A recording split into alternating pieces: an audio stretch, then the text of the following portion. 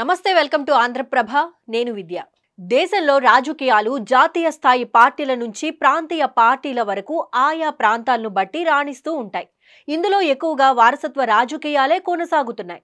అయితే వారసత్వం వేరు, నాయకత్వం వేరు. కానీ వారసులే నాయకులుగా రాణించాలంటే మాత్రం ముందుగా వారు తమ సత్తాను నిరూపించుకోవాలి. అలాగే వాళ్లను ప్రజలు ఆమోదించాలి. అలా అయితేనే వారసత్వ రాజకీయాలను కొనసాగించగలరు. ఇక ప్రస్తుతం దేశంలో వారసత్వ రాజకీయాలు కొనసాగిస్తున్న జాతీయ ప్రాంతీయ పార్టీలేంటి, ఎలా రాణిస్తున్నాయనేది ఇప్పుడు చూద్దాం.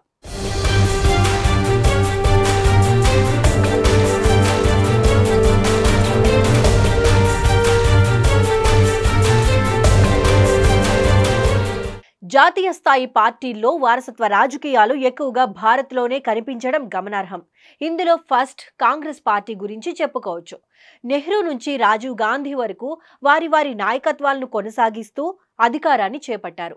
తరువాతి తరానికి చెందిన రాహుల్ గాంధీ దేశవ్యాప్తంగా పాదయాత్ర నిర్వహించి ప్రజలకు చేరువైనప్పటికీ అధికారానికి మాత్రం ఆమడ దూరంలోనే ఉండిపోయారు. దీన్ని బట్టి చూస్తే పాదయాత్రలు చేస్తే సరిపోదు, ప్రజల నాడిని పసిగట్టాలని తెలుస్తోంది.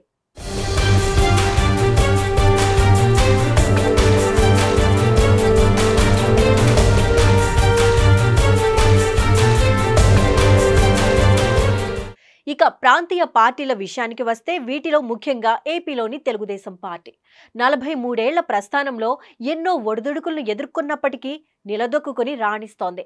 టీడీపీలో కూడా వారసత్వ రాజకీయమే కొనసాగుతున్నప్పటికీ నేతలు తమ టాలెంట్తో ప్రజలను మెప్పించి ముందుకు సాగుతున్నారు. దిగ్గజ నటుడు ఎన్టీఆర్ స్థాపించిన టీడీపీ ఆనాటి కాంగ్రెస్ ను మట్టి కరిపించి కేవలం 9 నెలల్లోనే అధికార పీఠం ఎక్కింది. ఎన్నో విమర్శలను, అవమానాలను ఎదుర్కొని ఊరు వాడా తిరిగి ప్రజల గుండెల్లో గూడు కట్టుకున్నారు. అధికారంలోకి వచ్చిన తర్వాత ఎవరు ఊహించని విధంగా ప్రజలకు సంక్షేమ పథకాలను అందించారు. అది ఆయన క్రెడిబిలిటీ.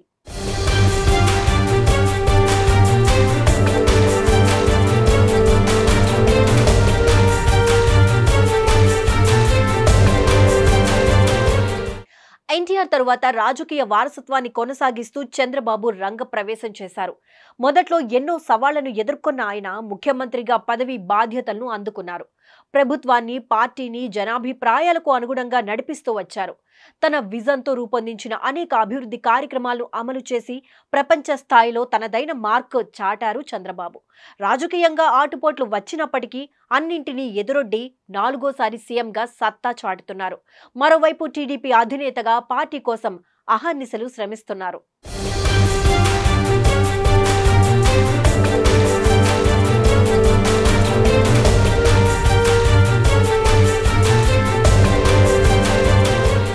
ఇక తాజాగా టీడీపీలో 3వ తరం నాయకత్వం తెరపైకి వచ్చింది. ఆయనే చంద్రబాబు కుమారుడు నారా లోకేష్. యువనేత. తండ్రి జైలు పాలైనా ఏమాత్రం అధైర్యపడకుండా, విమర్శలకు కుంగిపోకుండా పాదయాత్ర చేపట్టి ప్రజలకు చేరువయ్యారు. ఎన్టీఆర్ వారసత్వాన్ని నిలబెట్టగలడన్న నమ్మకాన్ని సాధించారు. ప్రస్తుత ఆధునిక ప్రపంచంలో సాంకేతికత ఎంత ముఖ్యమో, వాట్సాప్ ద్వారా సమస్యలను ఎలా పరిష్కరించుకోవచ్చో చేసి చూపించిన వ్యక్తిగా పేరు గడించారు.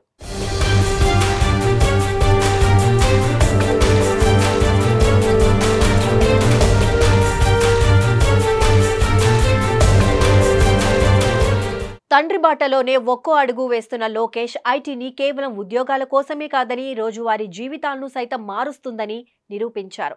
ఈ క్రమంలోనే తండ్రికి మించిన తనయుడిగా గుర్తింపు పొందారు. వారసత్వం అంటే అధికార పీఠం కాదని, సామాన్యుడి సంక్షేమం, అభివృద్ధిని పెంపొందించడమని సరికొత్త నిర్వచనం చెప్పారు. కానీ దక్షిణాది నుంచి ఉత్తరాది వరకు పలు రాష్ట్రాల్లోని చాలా ప్రాంతీయ పార్టీలు వారసత్వాన్ని హక్కుగా భావించి ఆఖరికి కనుమరుగైపోయాయి.